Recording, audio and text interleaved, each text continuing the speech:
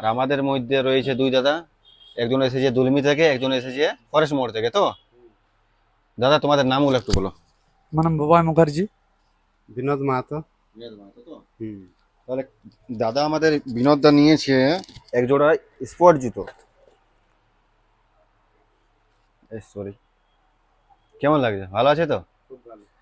আর যা বলেছি আমরা অলরেডি আমরা ভিডিওর মাধ্যমে বলে দিই যে যা প্রাইস থাকবে এমআরপি তার থেকে 100 টাকা ডিসকাউন্ট এখন স্পোর্টস, বুঝতে পারলেন তো?